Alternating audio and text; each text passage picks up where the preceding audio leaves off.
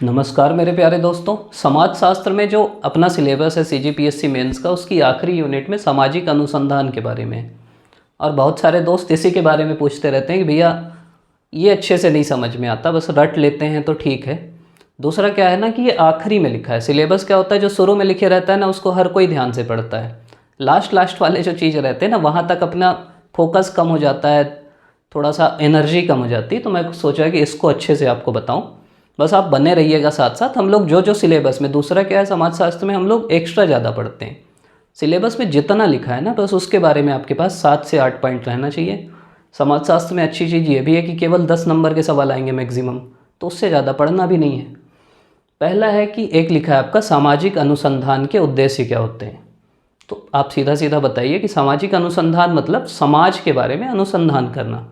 जैसे कुछ भी जाति प्रथा है आपके समाज में, विधवा विवाह होता है, या धर्म में कई प्रकार की बुराइयां हैं, सांप्रदायिकता है, नशाखोरी है, जो भी समाज की समस्याएं हैं ना उनके बारे में अनुसंधान मतलब रिसर्च करना ही सामाजिक अनुसंधान है।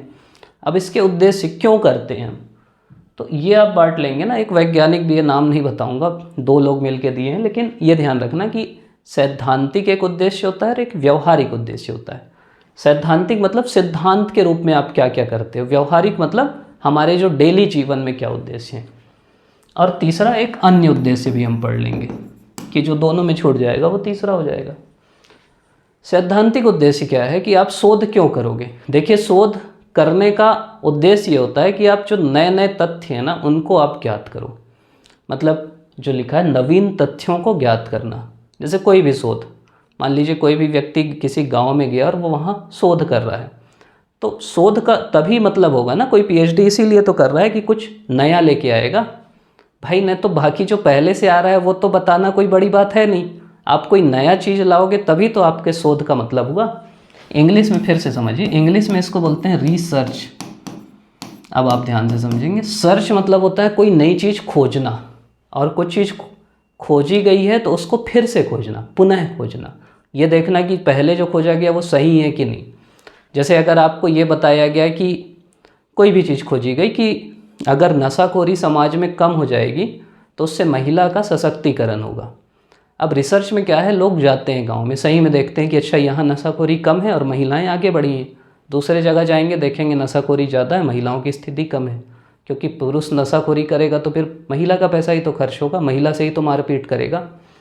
तो यही चीज़ है। तो आप नए नए तथ्यों को खोजते हो। जैसे एक शोध हुआ, पहले माना जाता था कि महिलाएं जो सरपंच होती हैं वो काम अच्छे से नहीं कर पाती, लेकिन एक शोध हुआ आंध्र प्रदेश में और उसमें बताया गया कि जो पुरुष होते हैं ना, जब वो सरपंच बनते हैं तो वो कॉन्ट्रैक्टर वाला काम ज़्यादा उठाते हैं, ठेका वाला काम कराते हैं, क्योंकि उससे उनको फ़ायदा है। लेकिन जब महिला सरपंच बनती है तो सफाई के लिए काम करती है, स्वच्छता के लिए काम करती है, हेल्थ के लिए काम करती है, शिक्षा में काम करती है, क्योंकि वो उस चीज़ को फेस करती है ना, तो महिलाओं को फोकस करके काम करती है। तो ये नया तथ्य आया कि भाई महिलाएं ज़्यादा अच्छी सरपंच हो सकती हैं अगर उनको मौका मिले तो। दूसरा शोध का काम होता है सिद्धांत की जांच करना, री प्लस सर्च। एक आप सिद्धांत दे दिए, अब वो सही है कि गलत। मान लीजिए कोई सिद्धांत दे दिया कि महिला सरपंच गलत होती हैं, अच्छे से काम नहीं कर पाती, सब उनका पति ही करते हैं। अब आप फिर से जांच किए ना जाके आंध्र प्रदेश में कि ऐसा सही है कि गलत। फिर आप कई गांव में गए, सवाल पूछे लोगों से, देखे, अवलोकन किए, प्रश्नावली बनाए, अनुसूची बनाए, और उससे आप उस चीज़ की जांच किए। तीसरा है कि उपलब्ध सिद्धांतों को एकीकृत करना। उपलब्ध सिद्धांत मतलब कई सिद्धांत होते हैं अलग अलग। जैसे महिला सरपंच के बारे में ही 4-5 सिद्धांत होंगे, तो आप क्या करोगे, सभी को एक साथ जोड़ोगे कि भाई उसको जोड़ के आप एक नया सिद्धांत बनाओगे। और होता है स्वाभाविक कारणों की खोज एवं पारस्परिक संबंध का अध्ययन। इसमें क्या होता है, किसी भी चीज़ के कारण की खोज करते हैं हम। जैसे कोई भी चीज़ हो रही, तो कोई भी घटना हुई तो उसका कोई ना कोई कारण होगा ना, तो उस कारण की खोज करते हैं और संबंध देखते हैं। कार्य कारण संबंध इसको बोला जाता है कि अगर ये हुआ तो इसके पीछे क्या कारण था, ये हम शोध करते हैं। मान लीजिए किसी समाज में नशाखोरी बहुत जल्दी बढ़ गई, तो कारण क्या है। किसी समाज में बाल श्रम बहुत ज़्यादा है, तो आप डाटा में तो बोल सकते हो ना कि यहाँ हर बच्चा साथ में जाता है, बच्चा श्रम करता है, काम करता है, लेकिन कारण खोजना शोध है। कि शोध बताएगा कि माँ बाप पढ़े लिखे नहीं है ना, इसलिए काम करा रहे हैं। आर्थिक स्थिति अच्छी नहीं है ना, इसलिए काम करा रहे हैं। तो वो कार्य कारण में संबंध खोजना हुआ। व्यवहारिक उद्देश्य क्या है इसके? पहला तो है कि जो समाज में समस्याएं हैं उनको हल करना। कोई भी समस्या आपकी, जैसे नशाखोरी है, मान लीजिए बाल श्रम है, ये सब समाज की समस्याएं हैं, इनको हल करने में सहायक है शोध।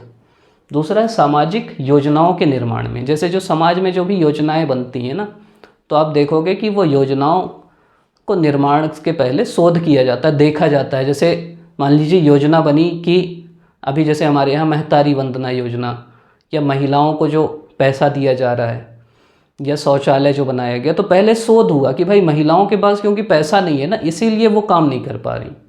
फिर उस शोध के आधार पे महिलाओं के खाते में डायरेक्ट पैसा दिया गया। जैसे राशन कार्ड महिलाओं के नाम पे किया गया क्योंकि उनके पास अधिकार है ना, तो ये शोध के आधार पे ही आप समाज की योजनाएं बनाते हैं। तीसरा, सामाजिक जो संगठन है वो भी बनाए रखें। अपन शोध करके कि संगठन ऐसा है, ये और कर सकते हैं, वो देखते हैं। समाज में नियंत्रण हो, सामाजिक नियंत्रण हो। अन्य उद्देश्य क्या है? वही जो पुरातन तथ्य है, मान लीजिए कोई भी तथ्य कि ये ऐसा होता है, तो उसका आप सत्यापन करोगे शोध करके। विभिन्न चरों के बीच कार्य कारण संबंध खोजोगे। आपका जो ज्ञान है उसका विस्तार होगा। जैसे हमारे पास अभी तक इतने ही ज्ञान है, आप और शोध करोगे तो ज्ञान बढ़ेगा ना। सामान्यीकरण होगा, एक सामान्य सिद्धांत बनाया जाता है शोध में, और सिद्धांत का निर्माण होगा। कोई सिद्धांत बनेगा, जैसे आगे हम पढ़ेंगे कि सामाजिक नियंत्रण के एक दुर्खिम का यह सिद्धांत है, नियमहीनता में ये सिद्धांत है।